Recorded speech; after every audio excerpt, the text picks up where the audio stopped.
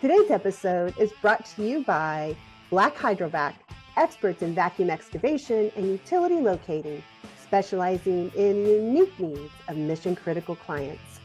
Whether you call it hydro excavation, daylighting, or potholing, they focus on non-destructive digging in high-impact areas where underground utilities are at risk of being struck. This is utility protection at its best, defined by technical excellence, job site reliability, and a relentless commitment to doing the work right. Learn more at Black Hydrovac.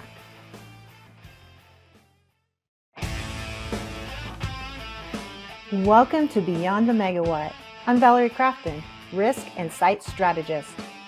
I'm joined by my co-host, Mara Urban, reuse expert and real estate visionary. Together, we are the Data Center Darlings. We're spotlighting the voices and ideas powering digital infrastructure's future. Let's dive in and go beyond the megawatt. Welcome to another edition of Beyond the Megawatt. I'm here with my co-host, Val Crafton. Hello, Val. We have special guests with us today, Chris Abramo and Meg Tock. They're with Mod42. We're super excited to have them with us today.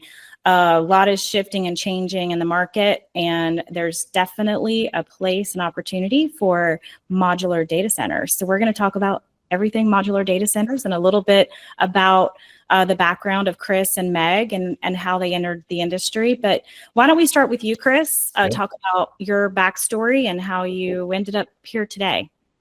Yeah, thank you. Thank you very much, Mara and Val. Excited to be here. Yeah, I've been engineering for, I'm a licensed engineer, and I've been engineering for about 20 years now. I guess I grew up fascinated with how systems work. Kind of always wanted to be an engineer from an early age, and got involved in math and science. And now I'm designing modular data centers for the AI world. Would have never thought. I've been doing modular builds for about 8 of those 20 years as well. Modular has a lot of benefits with the speed, particularly the speed and the cost. And yeah, I'm excited to have more discussion about how modular is kind of a really strong approach to developing data centers. Nice. And Meg, how did you end up here at the table today? Yeah, I appreciate the time. Thanks for having me. I did not have the same engineer, love growing up or anything. I did not expect to be in this modular data center world. However, I joined Chris a few months ago in the team at Mod42. What really drew me is just Chris's passion behind it and really the thought he put into it in his own project and really seeing how it can truly make an impact. On the actual, when the recruiter sent me the actual position, it said something about having purposeful work, and that really resonated with me.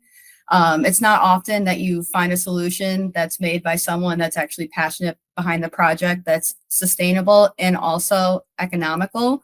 So for me, just working with Chris and hearing him out and hearing that he really wanted to have a collaborative work environment, it just seemed like a no-brainer, and we've been a great team ever since.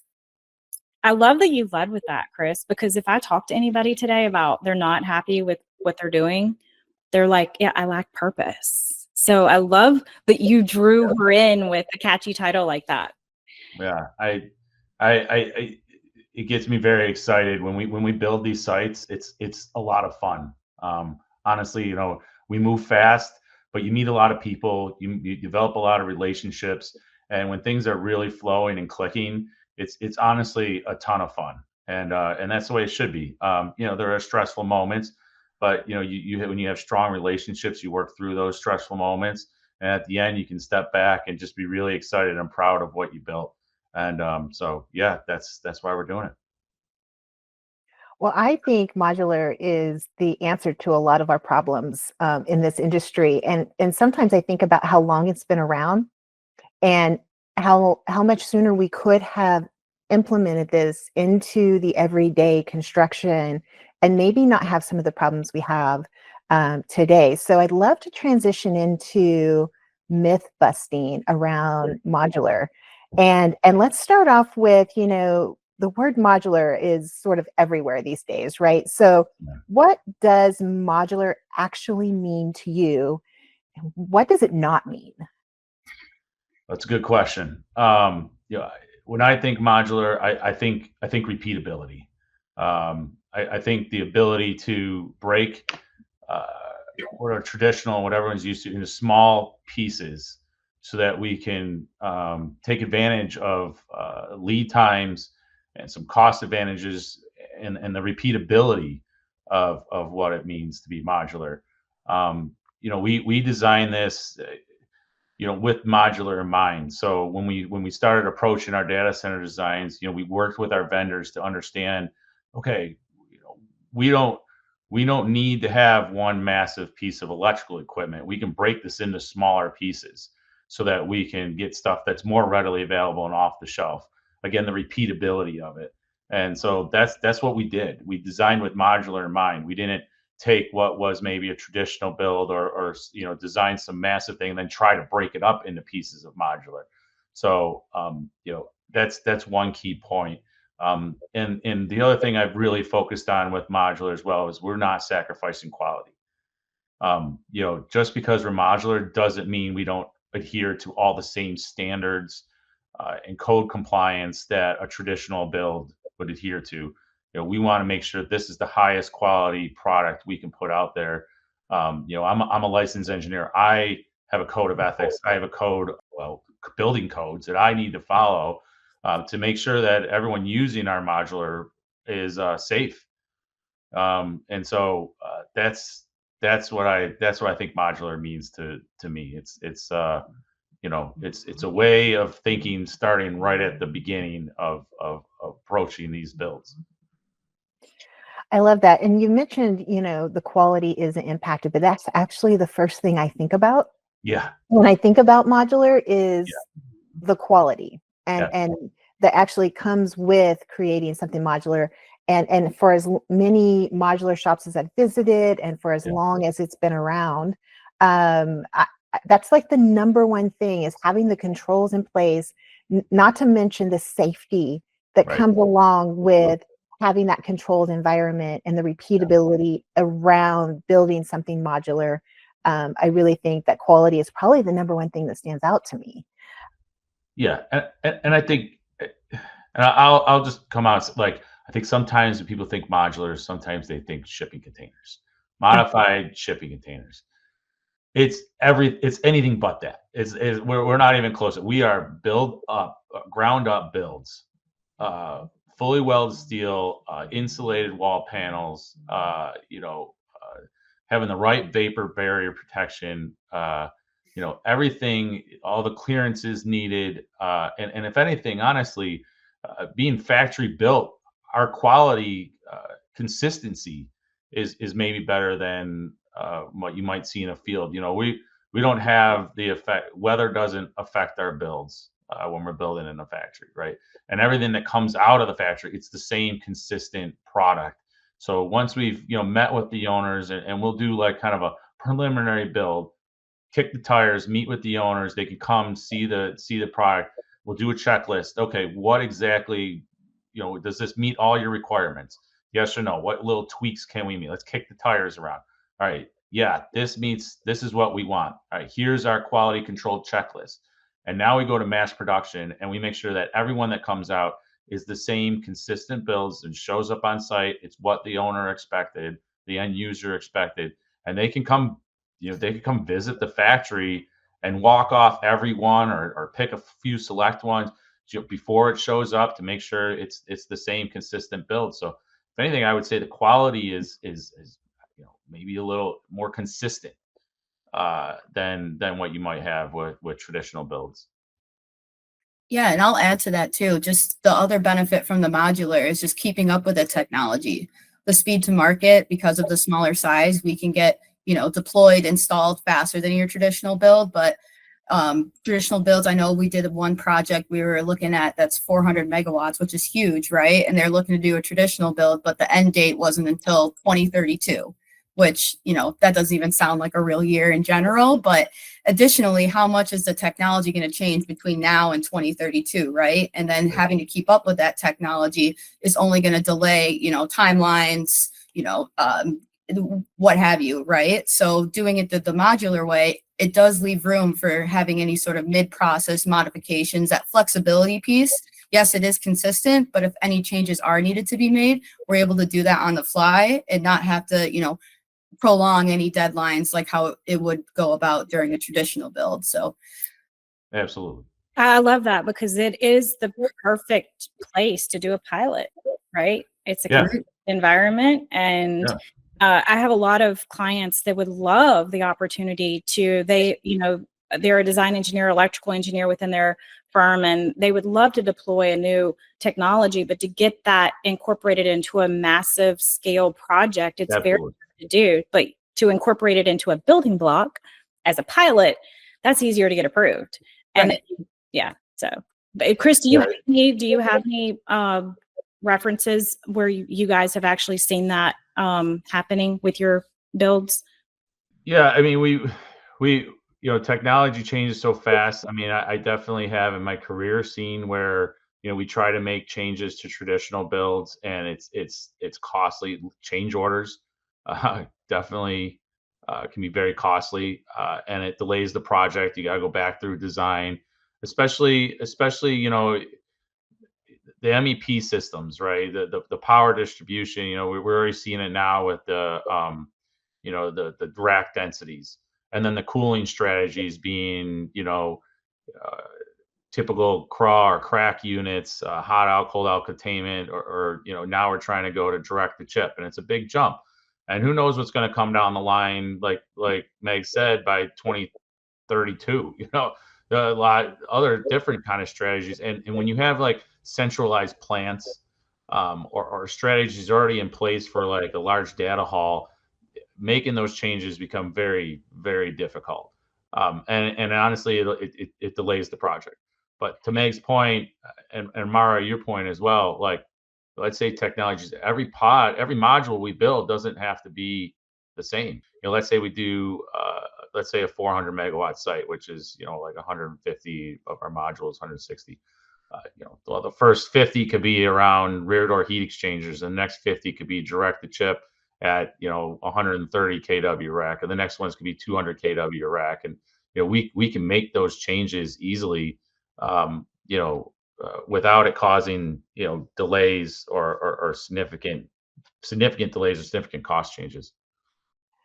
I think you bring up a really great point, all of you, because one of the things that, like when I go to conferences on modular conferences and so forth, and we talk about, this type of construction, I'll hear some feedback saying owners will try it and they're like, oh, that didn't work. That didn't save me any money.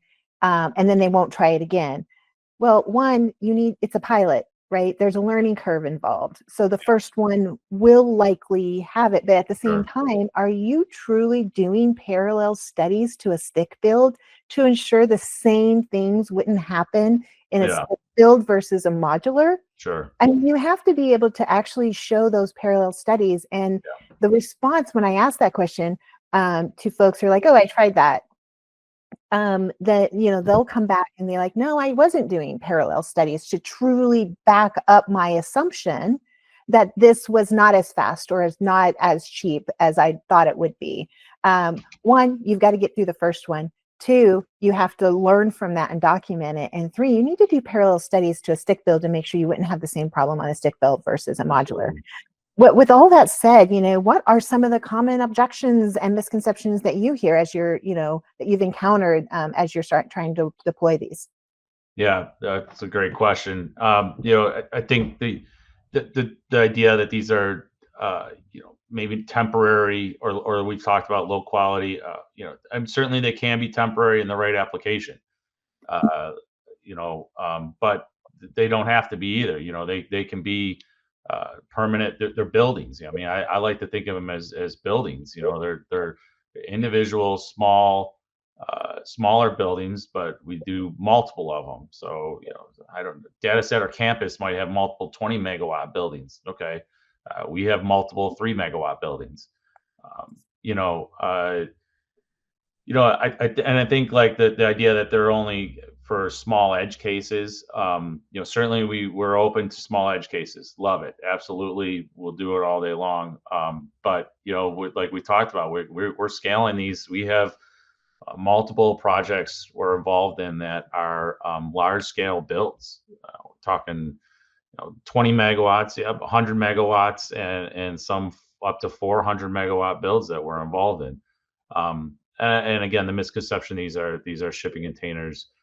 These are not shipping containers, say it again, but and then maybe some security concerns we've heard as well. We believe we've addressed those security concerns. We have, we have say 2 layers of authentication before you enter. You cannot get into the compute area without going through 2 sets of doors with 2 layers of authentication. So we include face recognition along with keypad. We can do fingerprint on the first entry level, and then get to the second entry level. We can do the same.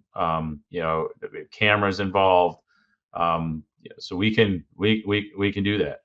We also, if someone wants all the compute under one roof, we have the ability to link these all together with a common corridor as well. So we have multiple ways to address any concerns. And again, we build the beautiful thing about modular is it's a bunch of small blocks, and we can arrange them in any way that fits the owner's request or needs, and what goes in the modular data centers also can be adjusted to meet their needs, and they're easy changes to make. We have a really great, I cannot say what makes my mind goes here, but our design team is so fantastic, and so we can accommodate. I do want to ask, so from a developer perspective, and Val, this is a hot topic for Val too. When we go in with the traditional builds and we're looking for new sites, some of the top things are power, water, fiber, absolutely, zoning and entitlement. So as we talk about those top things that can obviously create bottlenecks for us on our projects, is there something that modular helps us solve when we're looking at just trying to take down a site? Oh, that's excellent question. I say, number one, the number one concern when you go to the conferences, number one is always powered land. Yeah, the power constraints is number one, but number two is always speed. Once someone has the land and the power, they're ready to go. They want to plug in their computer as fast as possible, because that's return on their investment. So yeah, we address that with modular, because the concurrent build times of modular is really can't be beat by a traditional build. Traditional builds, even with hyperscalers, and you can overlap some of the processes, but in general, you're still following the same cadence. You're doing your design, you're doing your permitting, and then you're clearing the site, digging your foundations, pouring your slab, erecting your steel, skinning the building, and then you're getting into you fitting the inside of the building out with all your MEPs. So that cadence, yes, there's some overlap there. You can start your site's clearing, you can start digging your foundations on one end and pouring it. You can do some of that stuff, right, to pick up speed. But where you can't really beat modular is the fact, while you're clearing your site, or we've already done the design of your data center. First of all, 90% of it, if we want to customize it, the last 10%, right? So we've already accelerated your design time, number one. Number two, we're going to accelerate your permitting time because these structures are repeatable. So when someone goes to review them, they're reviewing the same structure over and over, and and there's smaller areas being permitted as well. So like from a fire protection standpoint, or egress or whatever, you don't have some massive 400-foot, 500-foot building that you got to figure out all your egresses in and out. We're just 40-foot long. So permitting picks up, and our impact to the environment is less, because we're developing on less land, and we have less impact for stormwater runoff. But the real thing is, like, while we're clearing the site, let's say we're doing all that, and you're clearing the site, we're building your data center. So as soon as the data center, as soon as the site is cleared and ready to receive the equipment, in comes your data center, and it's already fitted out with all your electrical and your MEPs and ready for your compute. So that speed to market, the number two concern once you get the power, I mean, we're going to be half the time. And like I said before, and then also the form factors we use for, say, our chillers or our UPSs, those lead times are significantly less as well. So we can get you all the chillers we need within the time frame that we would build and install the data center. So that's I think how we really can address the powered land and any additional concerns. So Chris, what is the fastest one you've ever deployed? Oh, that's a good question. He's done some projects pretty fast. I'm not going to lie. He's right. very proud of them too.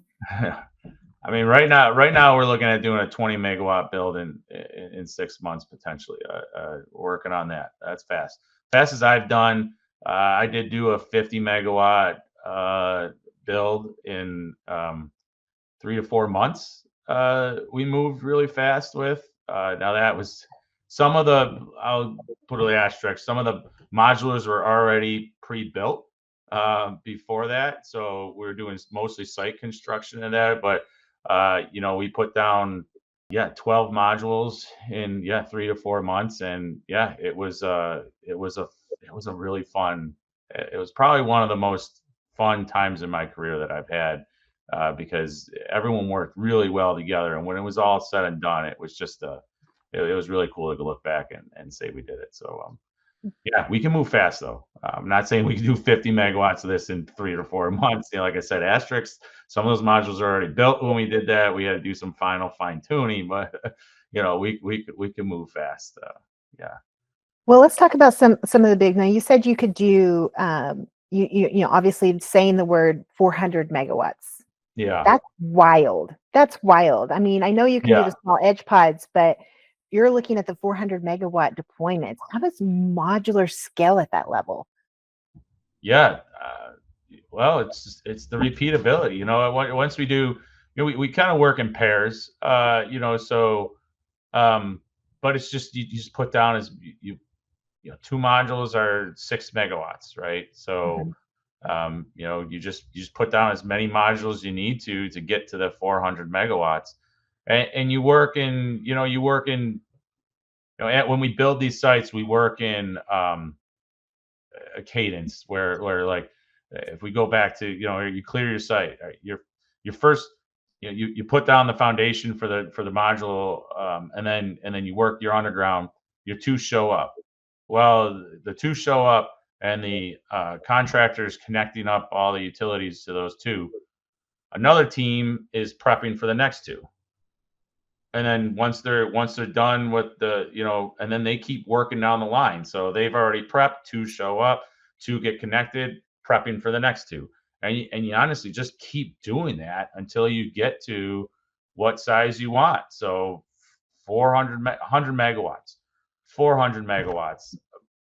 A gigawatt. Like, I know it sounds crazy, but you just keep going, and we can phase with the project. And I know I'll let Meg speak to that about how we were able to. I see her nodding her head, so I'll let her speak to that about how we're able to grow. Listen, you can talk about it. You just know if you weren't going to mention it, I was. So yeah, I know. That's why I saw you nodding. So I'm like, I want to give you a chance to talk about it. Yeah. Additionally, I think with those larger size projects, we have that phasing aspect that you don't see in traditional, right? Traditional, you have to wait until everything's approved, everything's built, everything's, every light switch is in, everything before you can actually turn it on and start recurring revenue, right? Whereas modular, you could start turning them on once they're deployed, installed, and everything, and start actually recurring revenue faster than you would for those traditional builds. So you can have that phasing aspect where one modular could be done, installed, and everything. You can flip the switch on, get the compute in, and start recurring revenue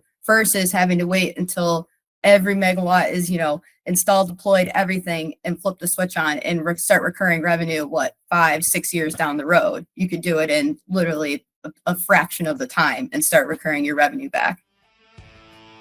This episode is powered by Mod42. Their modular approach represents the future of data center infrastructure. By combining innovation, design with cutting-edge technology, they deliver scalable, efficient, and sustainable solutions that transforms how businesses deploy and manage their computing resources. Take a 100 megawatt building, right? Like, all right, you got 100 megawatts. All right, well, when can we turn on 20? Well, you when you have central distribution systems, that's hard. You really can't turn on your 20 until, let's say, the electrical room's completed and the mechanical room's completed and all the pipes are connected and the wires are connected. With us, let's say you got 20 available, you could connect to the line right away. All right, we'll put down 8 modules.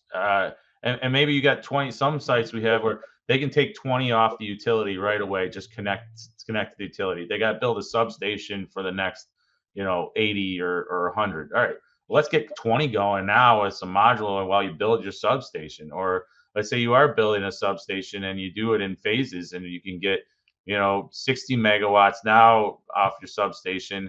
And then connect up well, let's put down 60 megs of modules while you're building 60 meg substation. And then when the next 40 is available, we'll have 40 more ready to go versus like, again, with traditional, you're waiting until those central systems have been constructed. And those just take time, and you can't turn on, fractions of your build like you can with modular. So I'm going to speak for the hyperscalers. I'm a hyperscaler, and I have spent years building this machine. And I'm going to turn over the reins to you. That's a lot of trust, right? Yeah, I mean, so how do you respond to that? I'm sure that's the hurdle. I mean, you're taking on not just the build, but the supply chain and all of those factors. No, that's a great question. I think the answer lies in our working hand in hand with the hyperscale and end user and the relationship we develop with them and showing them, our process. And it is a lot of trust. So coming to visit the factory, watching the builds, checking off the builds, making sure they meet all your standards, being on site with us as they arrive. And there's a lot of site work to be done too. I mean, modular doesn't eliminate the need to distribute the power. So there's a lot of site work that needs to be done, and we'll be there helping with the site work and coordinating it. There is a lot of trust, but when you break it down to the repeatability, and these aren't simple, but they're simpler. The contractors, what happens on site, it's once you've done 2, the next 2 are the same, and the 2 after that are the same. With buildings, not every building is the same, and not every part of the building is the same, and so there is a lot more complexities to that require a lot more, coordination and some of that trust. But really, if you break it down to it, like once we've mastered the build, the 2, and everyone after that is the same. So to sum up, what I'm saying is it's the relationship that you have to build trust with, and the repeatability that I think answers your question. Yeah, I would say Chris really values that trust and that relationship when it comes to dealing with those large hyperscalers. Once we get over that hurdle of that modular term and showing them the value, the amount of thought that Chris has put into this project, and we encourage feedback, we encourage rebuttals, because we've put all that thought and effort into that, because we are just that passionate about this would work. This would be sustainable. This would be cost effective. This would save time. There's just all these aspects of this concept that Chris has put that thought and effort into, and being able to deal with these hyperscalers, developing those relationships, earning that trust, and putting that thought into it has made us successful. Yeah, I think that's pretty amazing.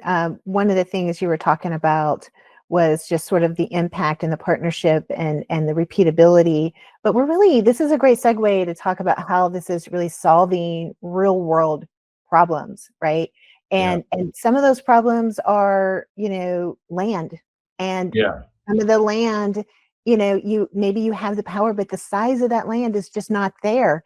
Modular doesn't take up as much room as a stick build. Yeah. How many megawatts can you get in an acre? Ooh, in an acre, we could do about 10 because we could do 24 megawatts on 2 acres. So, roughly half of that, we could be about 10, which is honestly very dense. I mean, we can, not that doesn't account for the fact we do need an admin building. So you figure maybe another acre for the admin building and which will have your shipping, receiving, and any repair shops or offices. So that's probably another acre, 2 acres. But the data center itself, we could put about 10 megawatts on an acre. Yeah, you gotta have some room to put roads around it and access and Yeah, all the other things have to go into play into that. But just the data center, Just yeah, the that's data what I was center. talking about. It's just how many megawatts can we get just the data center on an acre? And I think that's pretty impressive, 10 megawatts. Yeah, and we're going to talk about some of the land use. I think some of the community feedback is a lot of times, putting up these big campuses. We're not putting up these giant campuses. Our buildings aren't 30-foot tall structures that are 500,000 square feet.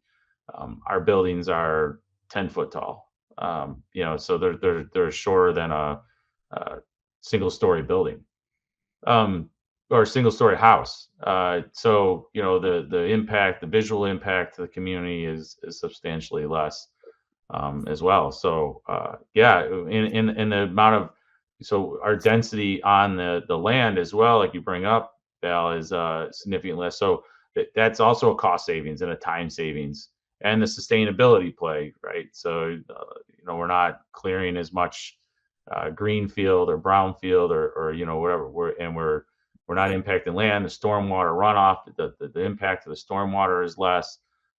So there's a sustainability play and the cost. If I go back to the cost there too, when you think about it, if you don't have to run the two biggest cost factors in buildings, or one of the two, is site cost, site improvement cost, and distribution of the medium voltage, distribution of electrical. If you don't have to distribute as far, it's going to save you a lot of money. If you don't have to improve much land, it's going to save you a lot of money. And also, it's going to save you a lot of time. So, no, that's a really great point. So I think let's segue into adaptive reuse. Yeah. And talk about how it's solving problems there. And previously, I think I've heard you say on a panel that you're actually able to put these inside an existing building. Yeah, absolutely. We have a project right now we're looking at that we're looking at doing. A client came to us and said, "Hey, we got an existing building and it's got power, and fitting this out is going to be very complicated and costly and timely." So we said, "Well, let's put one of our modulars inside the building." Absolutely. So we totally can. When you have these buildings, they're not constructed to data center standards. They don't have the insulation and the especially the vapor barrier. I think that's very important when designing data centers. They're not constructed to put anything on the roof either. So it's hard to and costly to adapt these older buildings that might be just a warehouse. Well, with our modulars, we've already accounted for all that. I mean, they're made to go outside. So sliding them into a building, they come in three module sections to make one of our modular buildings. Easily can fit through an overhead door, or maybe we have to take a panel off the wall to slide them in. And then outside we put our chillers and our power modules with the UPSs and the UPSs and the generators can go outside. It's absolutely a strong solution for adaptive reuse of existing buildings. And so what has been the industry reaction so far from like investors and hyperscaler and maybe other partners to modular? Really strong. It's been really good. I don't think I anticipated how strong the response would be, and our the acceptance.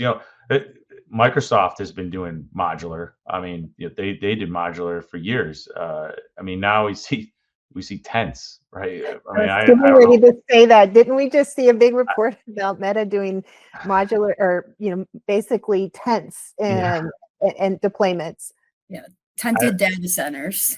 So Yeah. it's really, they were saying speed was more important than anything else, and Yeah. so if speed's the game, then modular's the way.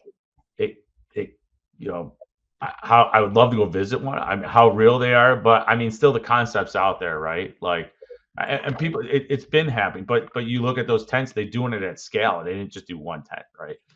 They did multiple of them. The speed, that is really what everyone, when we hear we could do it in 50% of the time, back to Meg's 2032, and we can do it in 3 years, right? Big difference. And when you assign the dollar value to that, not only the capex savings, which we can save 30, 40, 40% cost savings, and then you add the fact that we started your ROI half the time earlier, and you run the charts. It's like, by the time the modular, or by the time the traditional comes online, you've already made back, say, 40-50% of your initial investment. And by the time you've broken even with your traditional, you've already made back your money and another 80%, even 100% payback on the modular build. So the numbers are substantial, and that's why the speed is always number two. When everyone talks about projects, speed's always number two, because the numbers. So yeah, in that sense, the response from our clients and the people we're talking to has been extremely positive. So yeah, we're excited. We're going to be, if what we have in the hopper continues to grow, we're already busy. We're gonna be even more busier. So a really good salesman doesn't talk about price. The customer, you talk about solving problems, and we've talked about that, right? You're solving all the problems, but it is going to come down to cost. So are there cost savings and total cost of ownership? Can you talk a little bit about that? Yeah, absolutely. It does. Speed is number one, but the cost is right there too, right? I mean, our cost savings is significant, like we talked about on the site, but you're not pouring foundations like you would for a building. You're not pouring major concrete slabs like you would. You're not putting up heavy steel that needs to support a bunch of cooling towers on the roof, or you're not putting up 30-foot of if you 30-foot of skinning a building with steel, or maybe even if you're doing tilt-up structures. Still, tilt-up structures are somewhat fast, but they're not cheap. So and if you really think about traditional building, you walk in and there's massive buildings, and there's so much square footage, and if you really look at how much square footage is actually compute, it's not always a lot. It's small percentages. Or just think about the volume space. You have these 8-foot data, or 7-8 foot data racks, but there's 5-6 feet of space above them. Why? I know that we got to distribute some of the piping and the bus bar clearance, but the bus bar clearances don't need to be that much. We get a little crazy with that, and the amount of, and you're paying for all that volume. You're paying for all that square footage. Ours are purpose built for the compute. Every inch, every volume of space is dedicated to the compute. So yeah, the cost savings is significant. I mean, we estimate our sites to cost 40% less total build cost. So we're based on a total dollars per megawatt, we're somewhere around 5 million, where traditional is closer to 8. So yeah, significantly less. Yeah, I can totally see that with the labor alone. Not to mention the size of cranes you've got to have on site and so forth. And Yeah. the time it takes, because you are faster, there's a huge savings with the schedule savings there, just in those things alone. Before we jump into our audacious question, though, Actually, we do want to move into that audacious question, because the audacious question is really about challenging engineers. And you're an engineer, and you're telling other engineers to think differently is really what's happening and what I'm hearing so far. What are we over engineering, and how is that slowing us all down? It's a good question. Yeah, I mean, we've talked about it. So when data centers first came on, it was fairly small group of people that were doing these data centers. They were getting going in say late 90s, early 90s, and 2000s. But as data centers started to grow, everyone started adding their little tweaks to it, and adding more requirements and clearances and adding their specialty, whatever, right? And then that grew, and so more engineers got involved, and then the architects got involved, and we started building these massive campuses. And the idea was bigger was better, and I think that's where we're at, is bigger is better. But now we're like, we need to move fast. Well, we're trying to do these really fancy buildings and structures, and everyone's looking for these massive generators and chillers, and everyone's looking for the same 2,000 amp switch gears, and no one's really like, wait a minute, this is getting a little crazy. This really, like, we got to think speed, we got to think about what's available. Let's not be designing around 2,000 amp switch gears that have 52-week lead times. Or UPSs that everyone 1 meg UPSs, or 2 meg generators that are the size of a semi trailer. And let's just break this down and start over, and think about, how do we break this into smaller pieces? And let's what is the fluff? Do we need the 6-foot clearances above the racks? Do we need these because when you put 6 feet clearance around the racks, well, then the whole floor has 6-foot clearances, and so the ceiling space above all your offices now have ridiculous amounts of volume space about it, because you said you need 6 feet above your data center racks, right?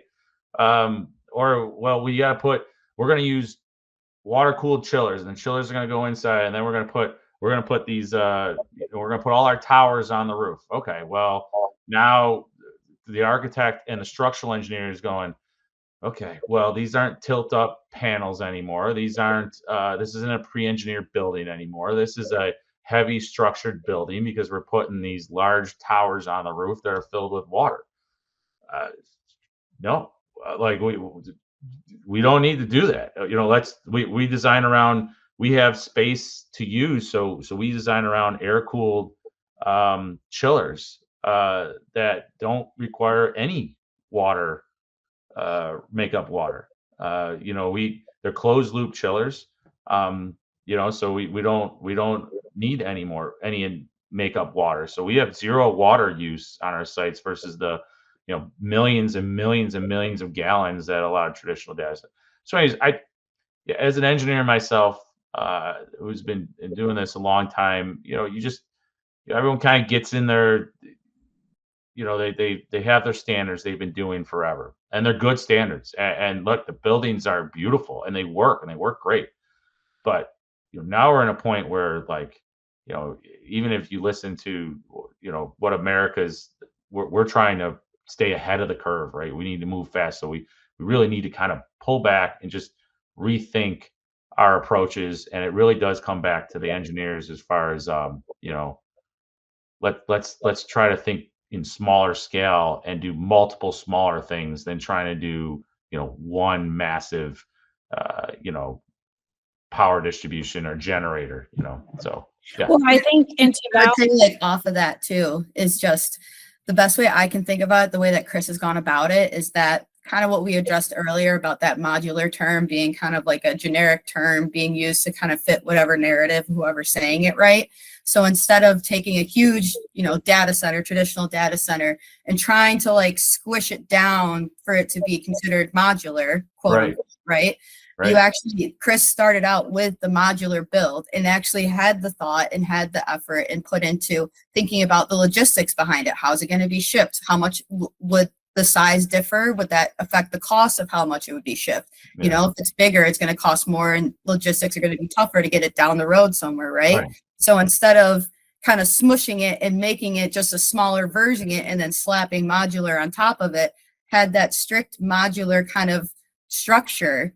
And then I've had the pleasure, I'm not an engineer, I haven't been in this data center world very long, but I've had the pleasure of being on the engineer calls with Chris.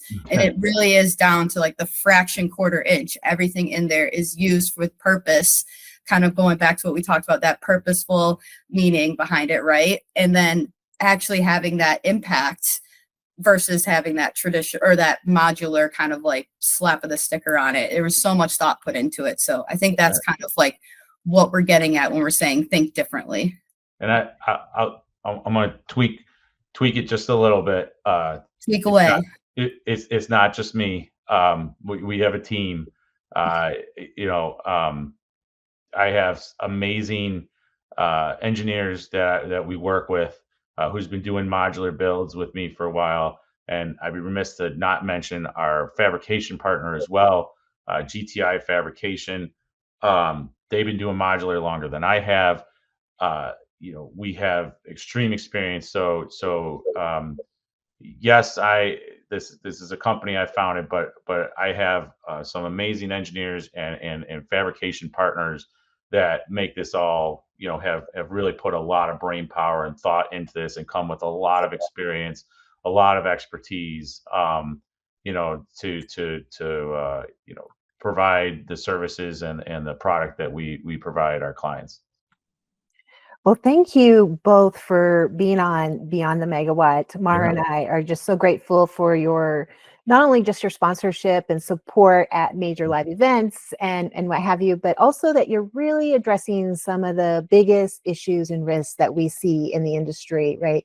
We're seeing less waste, speed to market, flexibility, quality. I mean, you're really hitting all of those major things. And so thank you for what you're doing and challenging engineering to think differently and bringing a really amazing, well thought out product to the industry. So thank you both for being on the podcast today. Yeah, I'm really excited. If anyone has any questions or follow-up, by all means, reach out. We will have Meg and Chris's information in the show notes if you're listening, along with a link to Mod42 directly to learn more. Mara, you want to add anything? No, I will just say this. Anyone that's stuck in the middle of a large traditional legacy build is probably going to be a little envious of what you can do within a modular build. So this is really exciting. So cool. Thank you guys. Thank you both. This has really been great, and we're very happy to be sponsoring you guys. You really have a great product, and you've both been very, very kind and generous to us. So we're just really excited about this partnership. So thank you very much. It's been a pleasure talking and working with you ladies. So again, thank you so much for your time.